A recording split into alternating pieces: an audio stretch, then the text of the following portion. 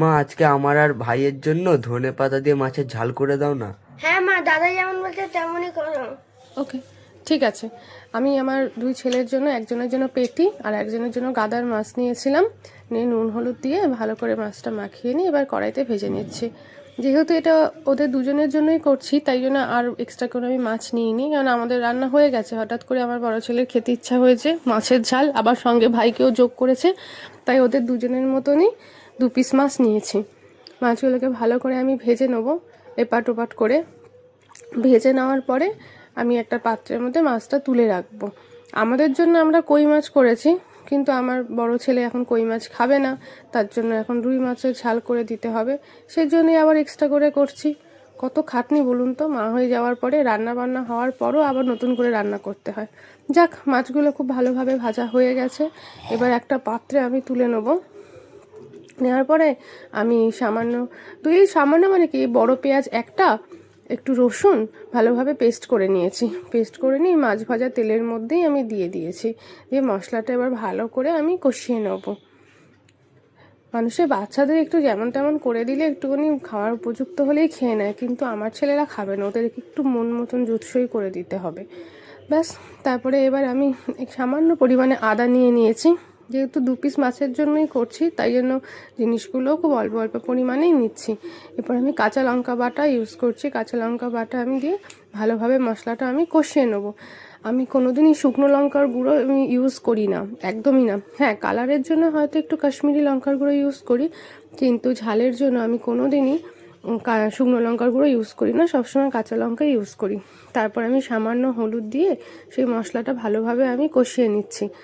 মশলাটা কিন্তু আমি একদম লো ফ্লেমেই রান্না করব, আমি হাই ফ্লেম করলে মশলাটা লেগে যাওয়ার চান্স থাকে। ওই যে বললাম না, আমি একটু কালারের জন্য কাশ্মীরি লঙ্কার গুঁড়ো ইউজ করি, সেই জন্য আমি একটা বাটিতে কাশ্মীরি লঙ্কার গুঁড়ো গুলে কড়াইতে দিয়ে ভালোভাবে আবার কষিয়ে নেব। আপনারা এটা করতে পারেন বাড়িতে, খুবই সহজ পদ্ধতি আর সময়ও বেশি লাগে না। যদি ভালো লেগে থাকে অবশ্যই একটা like, comment, share and subscribe করে দেবেন। ব্যাস, মশলাটা আমার কষাতে কষাতে ভালোভাবেই একদমই কষানো হয়ে গেছে। ওপর থেকে হালকা হালকা তেলও ছেড়ে দিয়েছে, তবুও আমি একটু ভালো করে আবার একটু কষিয়ে নেবো। গল্প করতে করতে আমার রান্না অনেকটাই হয়ে গেল। ব্যাস, এবার আমি ভালোভাবে মশলাটা আরেকটু কষিয়ে নিচ্ছি, যাতে মশলায় কোনো রকমভাবে পোড়া গন্ধ না থাকে। সেই জন্যই আমি মশলাটা লো ফ্লেমেই করছি, কারণ পোড়া গন্ধ থাকলে মাছ কেন, যে কোনো খাবার খেতেই ভালো লাগে না। ভালো করে আমি মশলাটা কষিয়ে নিচ্ছি। দেখুন, মশলার কালারটা চেঞ্জ হয়ে গেছে। এবার আমি সামান্য পরিমাণে জল অ্যাড করেছি, তবে হ্যাঁ, এখানে আমি গরম জল অ্যাড করেছি। আমি কোনোদিনই কোনো রান্নায় ঠান্ডা জল ব্যবহার করি না, তাহলে আমার মনে হয় কেমন একটা পানসা পানসা লাগে। সেই জন্য আমি জল উষ্ণ গরম করে নিয়েই সেই গরম জলটা আমি ব্যবহার করে থাকি। নিয়ে জলটা দিয়ে মশলাটা ভালোভাবে আর একটু নেড়ে চেড়ে নেবো, আর ঝোলটা আমি ফুটতে দিয়ে দেবো। ঝোলটা যখন মোটামুটি আস্তে আস্তে ফুট ধরে গেছে, এবার যে 2 পিস আমি মাছ ভেজে রেখেছিলাম, সেই মাছ ভাজা দুটো আমি কড়াইয়ের মধ্যে দিয়ে মাছটা দিয়ে ভালোভাবে আমি ফুটতে দেবো। মাছটা একদমই ঝোল অল্প রেখেছি, কারণ আমার বড় ছেলে বলেছে ঝাল বানাতে, আর ঝালে তো বেশি ঝোল রাখে না, তাই সামান্য পরিমাণেই আমি ঝোলটা রেখেছি। মোটামুটি এটা ফুট ধরে গেছে, মাছটা ভালোভাবে ফুটছে। ভালোভাবে ফোটা হয়ে গেলে আমি ধনেপাতা বাটা এখানে ইউজ করব, আপনাদেরকে দেখাচ্ছি। যেহেতু এটা শীতকাল আর আমাদের বাড়িতে প্রচণ্ড ধনেপাতার ব্যবহার করি, যে কোনো রান্নাতে আমরা দিয়ে থাকি, সেই জন্য আমি ধনেপাতা একেবারে বেশি করে কিনে এনে আমি পেস্ট করে রেখেছি।